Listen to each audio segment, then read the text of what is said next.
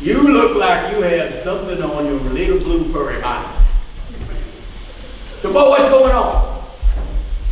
Well, we got a group project at school and teacher made me the group leader. Say, I don't think I can do this, man. I mean, I've never been a leader. I'm not cut out to be a leader. I don't think I'll be really good at being a leader. So let me see if I understand this. Did your teacher give you instructions on what the program is and what you're supposed to do with it? What everybody in the group is supposed to do? Said, yeah, the handout made sense when I read it. It laid things out pretty well. She did pretty good for being a teacher. So let me see if I understand this. You have a clear assignment and clear instructions on how to do that assignment. Congratulations, boy! You're two up on Joshua. Yeah, wait, what? Yeah, Joshua. You remember him, Moses, Joshua, them guys. Well, you and Joshua was kind of in the same boat. Joshua was Moses' second in command. From the time they left Egypt till they almost got to the promised land. And then on Moses, he got a little angry and he struck a rock instead of talking to it to get water for the people. And he kind of took credit for it himself. If you remember the story, he said, he asked the people, must we, meaning him and Aaron, get water out of this rock for you? Now, because he did that, and yes, it was a dumb, he could look at the promised land, but he couldn't go into it. Now, one of Moses' last acts was to let the people know that Joshua was now in charge. The stories are kind of similar, it's just a question of degrees. Yeah, I'll say. What did Joshua do about his problem? Well, God gave him a little bit of help. When Moses passed the torch on to Joshua, the Spirit of the Lord came on Joshua and started working with him to help him. And the people swore to him that they would follow him just like they followed Moses. But even with all that stuff, I'm sure he had doubts just like you do. Well, how do you figure that? Well, see, the people saw Joshua with Moses. But except for sending out spies to check out Jericho, they'd never really seen him actually be a leader.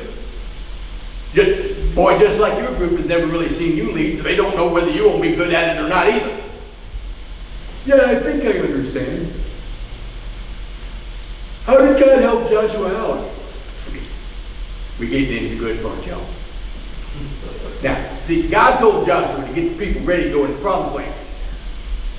And he gave everybody a sign that showed everybody out there that he was going to be with Joshua like he was with Moses. Now, you remember how God parted the Red Sea to let Moses and the people cross on dry ground when they were getting out of Egypt? Yeah. Well, God did kind of the same thing with Joshua. Joshua had all the people gather up at the bank of the Jordan River, but not do anything until the priest came with the Ark of the Covenant.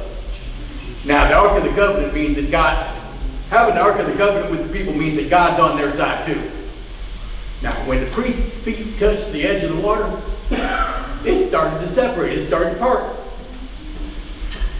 The priest went into the middle of the now dry riverbed and stood there until all the people crossed over. Yeah, that must have been something to remember. Boy, how'd you know I was going to talk about that? Talk about what? Something to remember.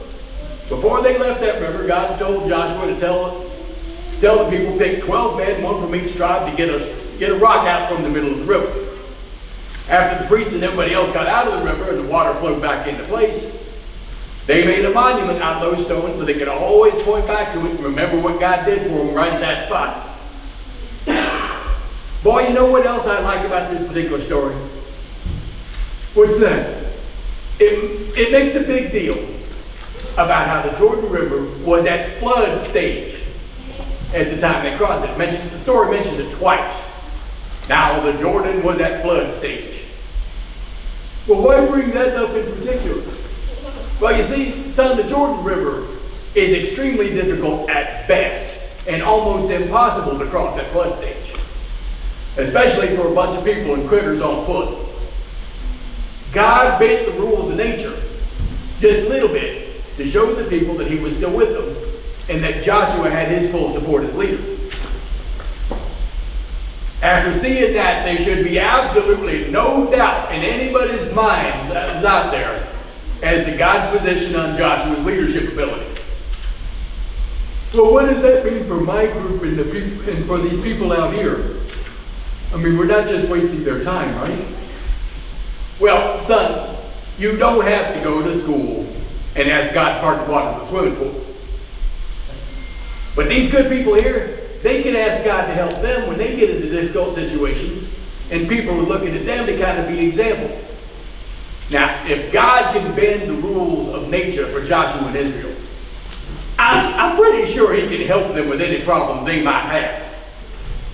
And maybe, just maybe, you can learn a little bit something from Joshua's example and show some confidence in leading your group so that they know that you will, as they say, that you will not let them down. They'll know that.